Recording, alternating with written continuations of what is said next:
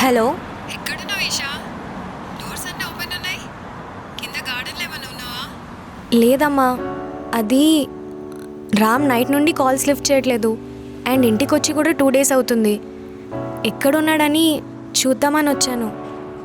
ఎక్కడని ఎతుకుతావు ఈషా? నీకేమైనా తెలుసా రామ్ ఎక్కడ వర్క్ చేస్తాడని? తెలీదమ్మా. ఫోన్ కూడా ఇంకా స్విచ్ ఆఫ్లో ఉంది. అందుకే టెన్షన్ అవుతున్నాను. పోనీ వాడికి ఎంగేజ్మెంట్ అయింది కదా, అమ్మాయి పేరేంటి? తన పేరు ఐశ్వర్య అమ్మా. అయితే తనకేమైనా తెలుస్తుందేమో అడుగు. అమ్మా, ఈషా, రామ్కి తనకి ఎంగేజ్మెంట్ అయింది, తనకు తెలియకుండా ఉంటుందా? అడిగి చూడు. సరే, ఈరోజు కోర్టులో చాలా పని ఉంది, నేను త్వరగా వెళ్ళాలి. కబోర్డ్లో కేసు పెడుతున్నా, చూసుకో. అమ్మా, పోనీ రామ్ కనపడట్లేదని పోలీస్ కంప్లైంట్ ఇస్తే? ఈషా, ముందైతే తనని అడుగు. తనకు కూడా తెలియదు అంటే మనం లీగల్గా ఏం చేయాలో అది చేద్దాం.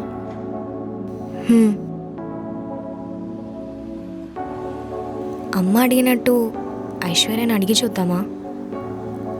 ఒకవేళ ఐశ్వర్యకు కూడా తెలియకపోతే తనని కూడా టెన్షన్ పెట్టిన దాన్ని అవుతానేమో. అయినా తనని అడగాల్సిన అవసరం నాకేంటి? నా రామ్ని నేను వెతుక్కుంటా. మధ్యలో తన ఇన్వాల్వ్మెంట్ ఎందుకు?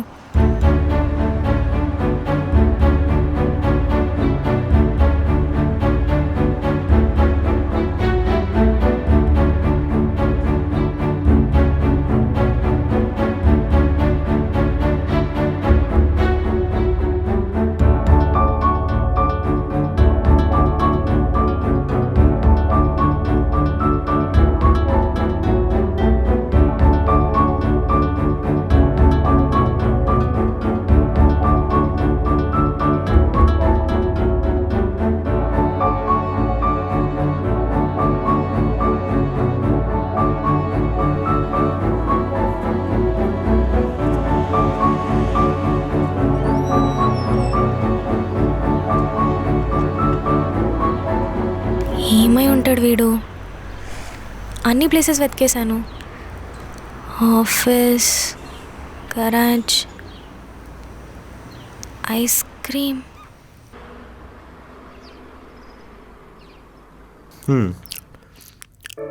అయినా ఈషా, నువ్వు చెప్పిన ఐస్ క్రీమ్ పార్లర్ వరకు బిజినెస్ నడవపోయినా వాళ్ళ ఓనర్ శాలరీ వేస్తాడు. పాపం వీళ్ళకి ఎవరు ఇస్తారు చెప్పు?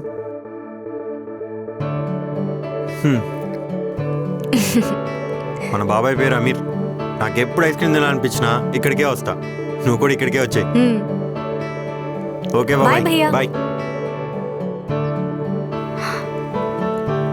ఆమిర్ బాయ్. అన్నా, రామేమని వచ్చాడా? లేదమ్మా, రాలేదు. పోనీ రీసెంట్ టైమ్స్లో ఎప్పుడైనా వచ్చాడా? లేదు, వచ్చి కూడా 1 week అవుతుంది. అన్నా, వాడేమైనా వస్తే నాకు కాల్ చేయమని చెప్పండి, లేదా మీరన్నా కాల్ చేయండి. చెప్తాను. సరే, బాయ్.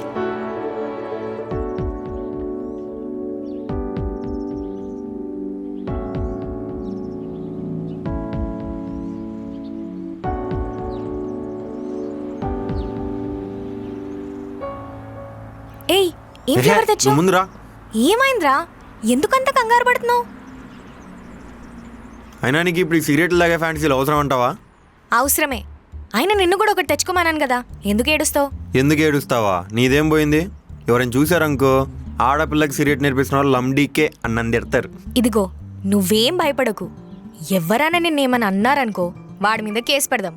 అసలే మా అమ్మ లాయర్. నువ్వు ఇలా సిగరెట్లు కొడుతున్నావు ఆంటీకి తెలిసిందనుకో, ముందు నా మీద పెడుతుంది కేసు. సర్లే, ఇది ఎలా కాల్చాలి? హే, నువ్వు నాతో కామెడీలు అయితే ఏం చేయట్లేదు కదా? నీ పొందరా, చెప్పు.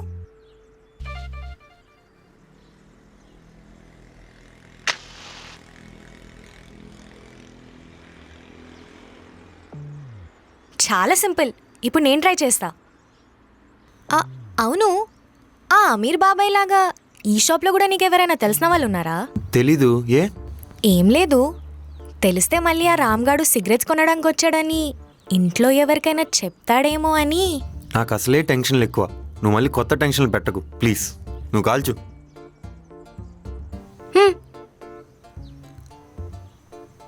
ఎవరబ్బా?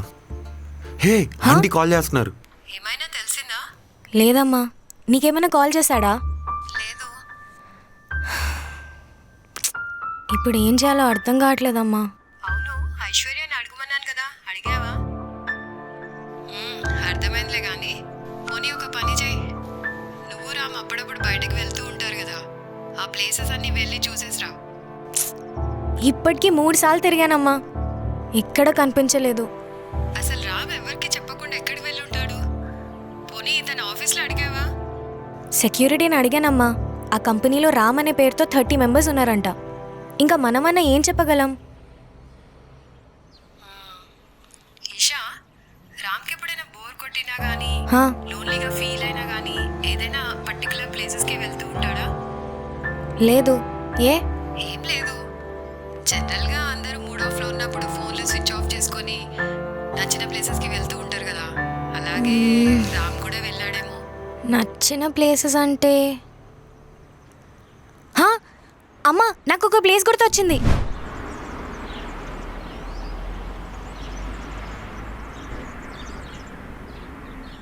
ఏంటి సడన్గా ఇక్కడికి వచ్చి ఇంటిని చూస్తున్నా అనుకుంటున్నావా? చిన్నప్పుడు నేను మా అమ్మ నాన్న ఇంట్లోనే ఉండేవాళ్ళం. నేను చదువుకునేటప్పుడు హాస్టల్లో ఉండేవాడిని. నన్ను చూడ్డానికి వస్తూ వాళ్ళు యాక్సిడెంట్ అయి చనిపోయారు. నాకంటూ మా అమ్మ నాన్నకు సంబంధించి ఏమైనా గుర్తుగా ఉందంటే అది ఇల్లు ఒక్కటే. ఈ ఇంట్లోనే నా మెమరీస్ అన్నీ ఉన్నాయి. కానీ ఇప్పుడు బాబాయ్ ఆ ఇల్లు అమ్మేసి నాకు ఆ మెమరీస్ కూడా లేకుండా చేశాడు. అందుకే ఎప్పటికైనా డబ్బులు సంపాదించి ఈ ఇంటిని మళ్ళీ కొనాలనేదే నా డ్రీమ్. నాకు ఎప్పుడు లోన్లీగా అనిపించినా కూడా ఇక్కడికి వచ్చి ఇంటిని చూస్తూ నించుంటాను. కానీ ఇప్పుడు ఇక్కడికి రావడం తగ్గించేశానులే. ఎందుకని? ఎందుకు అంటే మీరు వచ్చాక ఆ లోన్లీనెస్ తగ్గింది కాబట్టి. సో ఎప్పుడైనా మన రామ్గాడు కనిపించకపోతే ఇక్కడికొచ్చి వెతకాలన్నమాట. హ్మ్. సరే, ఇంకా ఫీల్ అయింది చాలు. ఇంకొంచెం సేపు ఇక్కడ ఉంటే నీకేవేవో ఫీలింగ్స్ వస్తాయి. పద, ఇంటికి వెళ్దాం. హ్మ్.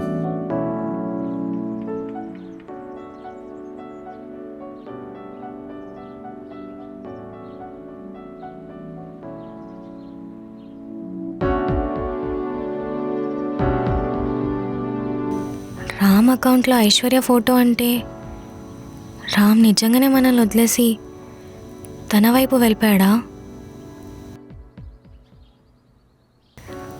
మొన్నేమో వాట్సాప్లో డీపీ, ఈరోజేమో ఇన్స్టాలో పోస్ట్. అసలు మాకేం చెప్పకుండా ఏం చేస్తున్నాడు వీడు?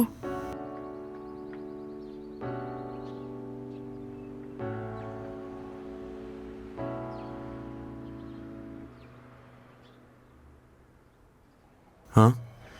ఈషా, నువ్వేంటి ఇక్కడ? ఎందుకే అలా కొట్టావు? లేకపోతే ఏంట్రా నువ్వు? నిన్నటి నుండి ఏమైపోయావు? ఫోన్ ఏమో స్విచ్ ఆఫ్ లో ఉంది, నువ్వేమో ఇంటికి రాలేదు. ఒక పక్క నేను అమ్మ ఎంత కంగారు పడ్డామో తెలుసా?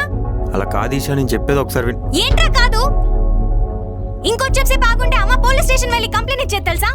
వామ్మో, కంప్లైంటా? ఒకసారి నేను చెప్పేది వినీషా. నేను వినను. నీ చావు నువ్వు చావు, మాకెందుకు టెన్షన్ ఇస్తావు? ఆయన కొత్త వాళ్ళు పరిచయం అయ్యారు కదా, ఇంకా మేమెందుకు గుర్తొస్తాంలే. అంత పెద్ద మాటలు ఎందుకు ఈషా? ఒకసారి వినని చెప్తున్నా కదా. ఏంటి? నిన్న మా ఆఫీస్కి ఒక కొత్త ప్రాజెక్ట్ వచ్చింది. దాంతో మా మేనేజర్ గారు నా మీద కోపం ఎలా చూపించాలని చెప్పి నైట్ అంతా కూర్చొని సగం వర్క్ చేసి వెళ్ళని చెప్పాడు. ఇంకేం చేస్తాను, చచ్చినట్టు నైట్ అంతా కూర్చొని వర్క్ చేసి వచ్చాను. మరి ఆ విషయం ఏదో ఫోన్ చేసి చెప్పొచ్చు కదా. ఏం మాయో రోగం? చెప్పాలంటే ఫోన్ ఉండాలిగా. అబ్బా, నీ ఫోన్ నీ దగ్గర లేకపోతే వాట్సాప్లో డీపీలు, ఇన్స్టాలో పోస్టులు ఎలా పెడతావురా? వాట్సాప్లో డీపీ, ఇన్స్టాలో పోస్టా? ఏం మాట్లాడుతున్నావు? రేయ్ నట్టించక్రా. అది అప్లోడ్ చేసింది రామ్ కాదు ఈషా, నేను. నువ్వా? నువ్వెందుకు అప్లోడ్ చేసావు?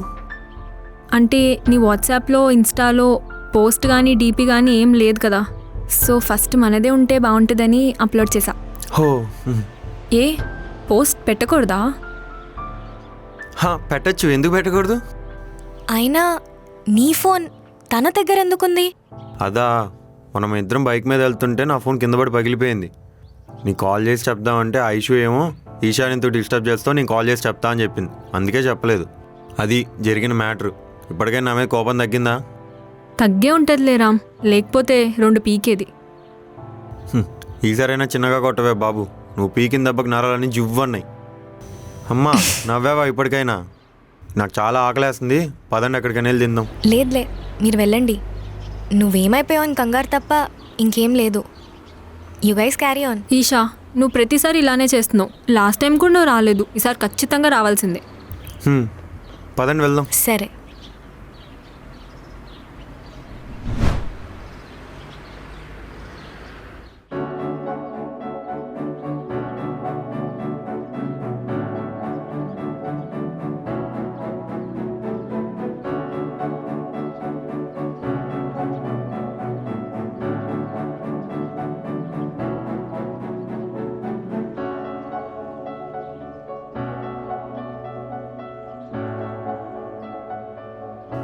ఇదిగో యశు.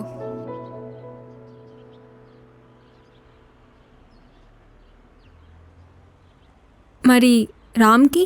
వాడు తాగడు, వాడికి అలవాట్లేదు. అదేంటి, నిన్న ఈవినింగే కదా మేమిద్దరం టీ చేసుకొని మరీ తాగాం. దొరికిపోయానా? రామ్, తీసుకో. మరి నీకు? నిన్నట్లానే నువ్వు సగం తాగు, నేను సగం తాగుతా.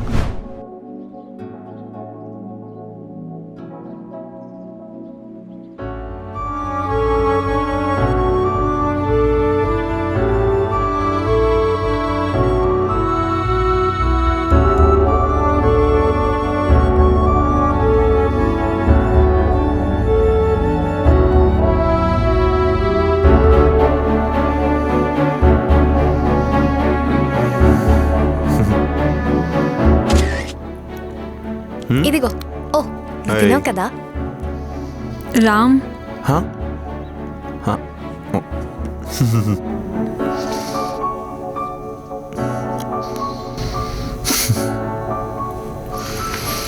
నేను వెళ్ళి హ్యాండ్స్ వాష్ చేసుకొని వస్తా.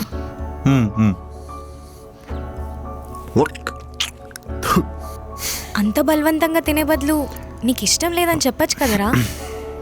బలవంతమే ఉంది, అడ్జస్ట్ అవుతున్నా అంతే.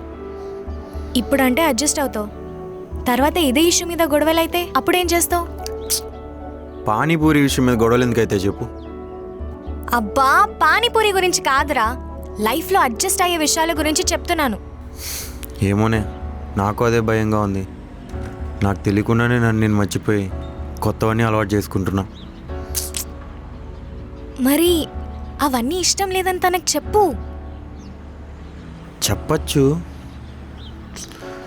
కానీ తను అసలే చాలా సెన్సిటివ్, మళ్ళీ ఫీల్ అవుతుందేమో అని ఆలోచిస్తున్నా. అవ్వదులేరా, అర్థం చేసుకుంటది. ఒక్కసారి చెప్పి చూడు. అదే ఎలా చెప్పాలని ఆలోచిస్తున్నా. ఏంటి మీ ఇద్దరేదో సీరియస్ డిస్కషన్లో ఉన్నట్టున్నారు? ఏం లేదు, వాడికి పానీపూరి నచ్చలేదంట. అది నీకు ఎలా చెప్పాలో అని ఆలోచిస్తున్నాడు. హే, యాక్చువల్లీ చెప్పాలంటే నాకు కూడా ఈ ప్లేస్ అస్సలు నచ్చలేదు. నెక్స్ట్ టైం ఇంకో ప్లేస్కి వెళ్దాం. వేరే ప్లేస్కి వెళ్దాం, వేరే ప్లేస్కి వెళ్దాం. వాడి ఉద్దేశం వాడికి అసలు పానీపూరియే నచ్చదని. అదేంటి రామ్, నీకు పానీపూరి నచ్చకపోతే నాకే వచ్చి చెప్పొచ్చు కదా. మొన్న కూడా అంతే, టీ స్టాల్లో ఈషా వచ్చి చెప్పేంత వరకు తెలీదు నీకు టీ అంటే ఇష్టం ఉండదని. నాకు చెప్పు రామ్, నీకు ఏది ఇష్టమో ఏది ఇష్టం లేదో అని. అప్పుడే కదా నాకు తెలుస్తుంది. మళ్ళీ ఫ్యూచర్లో మన ఇద్దరికి గొడవలైతే? సరేలే, ఈసారి చెప్తాడులే. అయినా వాడు చెప్పకపోయినా వాడికి ఏమిష్టమో ఏమిష్టం లేదో నేను కూర్చోపెట్టి అన్నీ చెప్తాను, సరేనా? సరే, నెక్స్ట్ ఎక్కడికి వెళ్దాం? గో కార్టింగ్కి వెళ్దాం. అది ఈషా, నువ్వేమనుకోకపోతే నేను రామ్ పర్సనల్గా బయటికి వెళ్తాం. అయినా నీకేదో ఒక పని ఉంటుంది కదా, నువ్వు వెళ్ళులే. అంటే నాకు రామ్తో కూడా పర్సనల్గా బయటికి వెళ్ళాలనుంది. అందులోనూ ఇంకొకరు చెప్పడం కన్నా ఒకరి గురించి ఒకరు తెలుసుకుంటేనే కదా మా బాండ్ ఇంకా స్ట్రాంగ్ అవుతుంది. నో ప్రాబ్లం, మీరు వెళ్ళండి. నాకు కావాల్సింది కూడా మీరిద్దరు ఒకరినొకరు అర్థం చేసుకోవడమే. అప్పుడే కదా అందరికీ అన్నీ తెలిసేది. హా? అంటే ఐ మీన్ మీ ఇద్దరికి ఒకరొకరు తెలిసేదాన్ని.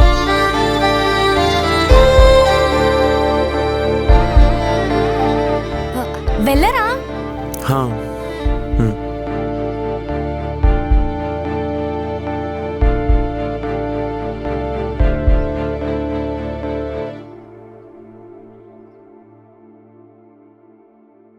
రోజు సరదాగా చూసే రామ్ని ఇప్పుడు ఇంత డల్గా చూస్తుంటే తను లైఫ్ని ఎంత అడ్జస్ట్ చేసుకుంటున్నాడో అర్థమవుతుంది.